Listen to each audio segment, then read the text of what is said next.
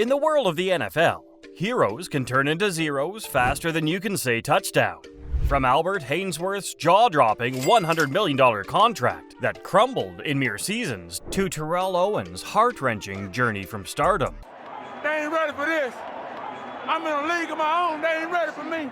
To begging for an NFL job. We'll dive into epic fails, colossal faceplants, and careers that fall apart in the blink of an eye. But first, hold on a minute. What's this all about? These moments paint a vivid picture of the highs and lows of gridiron glory. And kicking off our list today is none other than Timmy Smith. Timmy Smith was the NFL's ultimate one-hit wonder. In 1987, he lit up the Super Bowl with a record-breaking 204 rushing yards and 2 touchdowns, helping the Washington Redskins claim victory in Super Bowl 22. But as quickly as he rose to stardom, Smith's fall from grace was equally rapid.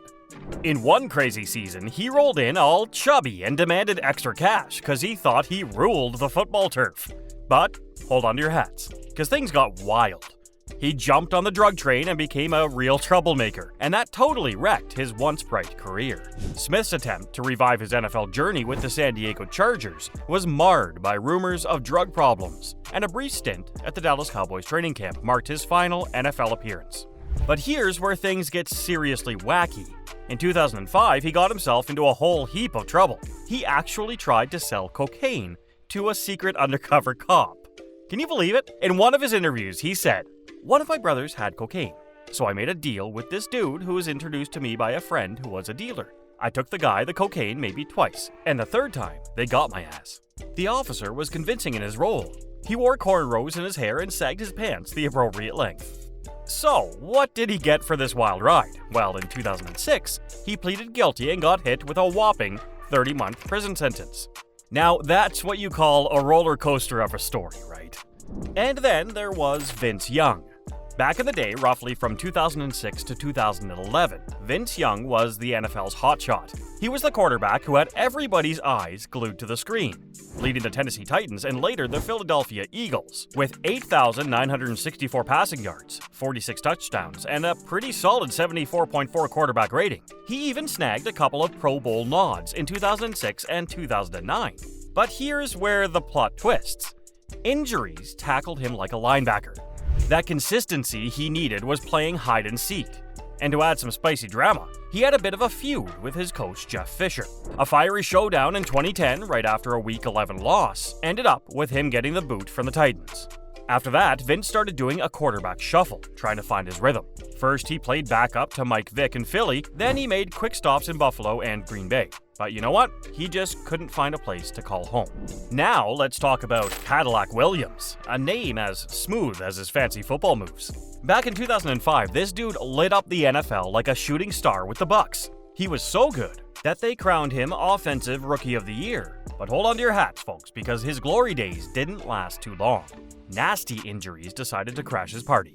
Injuries or not, when he did manage to get back on the field, it was like watching a campfire slowly run out of wood. His performance just wasn't the same for the next 3 seasons.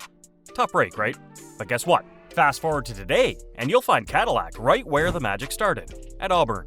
Yep, he's now sharing all that gridiron wisdom as a running backs coach.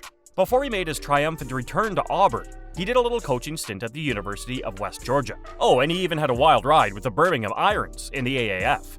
Talk about a rough ride. And you know what? There's one player whose story could have been written in the stars. I mean, seriously. Keith Millard's NFL journey was like a roller coaster full of ups and downs. He was a beast on the field, rocking jerseys for the Vikings, Seahawks, Packers, and Eagles from 85 to 93. He had 58 sacks. That's no joke. This guy was so good that he grabbed the 1989 NFL Defensive Player of the Year award. He even got to the Pro Bowl in 88 and 89, and making it to the NFL 1980s All-Decade Team, that's like the Hall of Fame of cool. But here's the twist. His party hit a rough patch. In the 90 NFL season, a bad knee injury sidelined him for a while. After that, he couldn't quite recapture his Pro Bowl magic. It's one of those what-if stories in NFL history. Just imagine the sacks he could have stacked up if he stayed healthy. Life in the NFL can be one wild ride, no doubt. Speaking of injuries messing up careers, who can forget the good old days of Terrell Davis? Remember that Denver Broncos superstar who was on fire from 96 to 98? He was the real deal, winning awards like NFL MVP and Super Bowl MVP. But then, wham!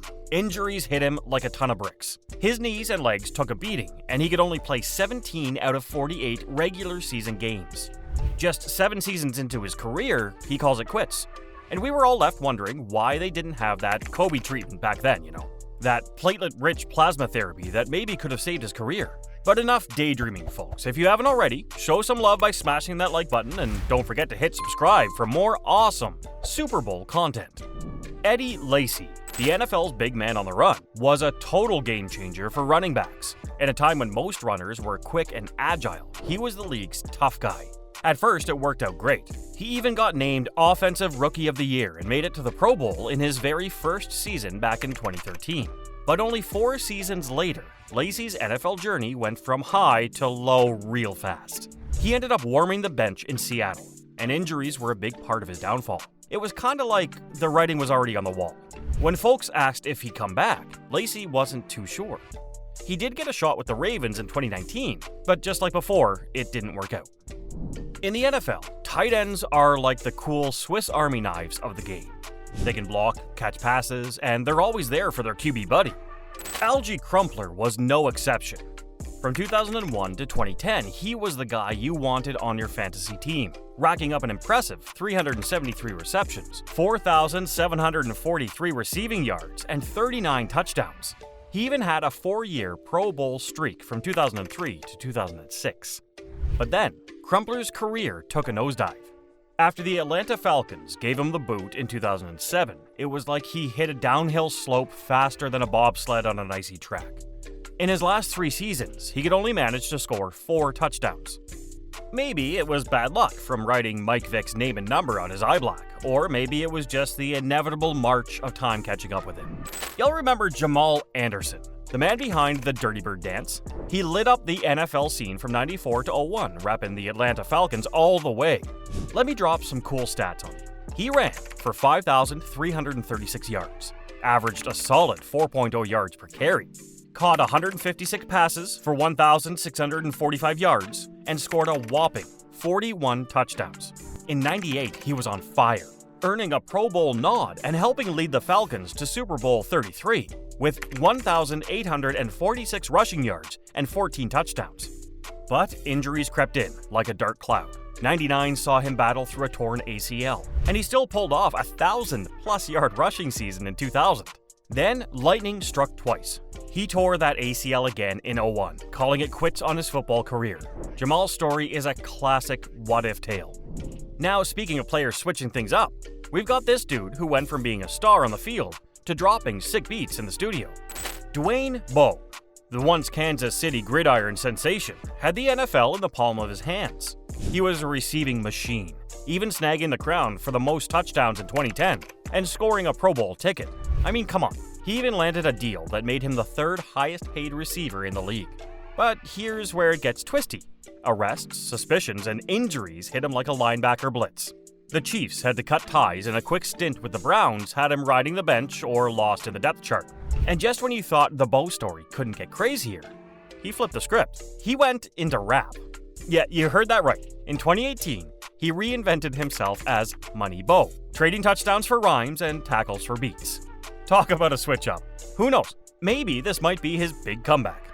Ezekiel Elliott, once a football superstar, is now like that missing sock you can't find in the laundry. Bewildering and intriguing. He used to be the king of NFL running backs, but now he's struggling to find his mojo. Back in 2016, Zeke burst into the NFL like a cannonball, racking up a whopping 1,631 rushing yards in his rookie season. It was like the start of a Hollywood sports movie, but then the plot took a twist. The turning point happened in 2019 when he signed a mega 6-year, $90 million contract with the Dallas Cowboys. Oddly, that's when his game went south. His rushing yards dropped to an average of 1,112.7 per year. It's like he got the cash and suddenly lost his spark. Usually in these cases, we'd blame a big injury, like a messed up knee or an ACL. But here's the kicker. Zeke's had no major injuries. In 2022, his performance hit rock bottom, averaging just 3.8 yards per carry. He looked slower than a snail racing uphill. Then the Dallas Cowboys, who invested heavily in him, let him go. On August 16, 2023, the New England Patriots gave him a lifeline by signing him to a one-year deal, but the details are a secret. However, his role changed. He's no longer the main guy. For the first time in his career, he's expected to take on a supporting role. The Patriots are looking at Rhamondre Stevenson to be their main runner, so Zeke is facing some new challenges. It's a fresh start for the 28-year-old, and we'll see if he can shine in this new role. His future is unclear, but one thing's sure: he's grateful for the chance. From heroes to zeros and back again, Ezekiel Elliott's saga is far from over, and the world will be watching with bated breath. No one knows, but there's one thing we know for sure. The NFL is a wild roller coaster. One day you're on top of the world, and another day you might just find yourself on this list. We're itching to hear from you. Share your all-time favorite NFL hero to zero moment down in the comments, and we'll catch you in the next video.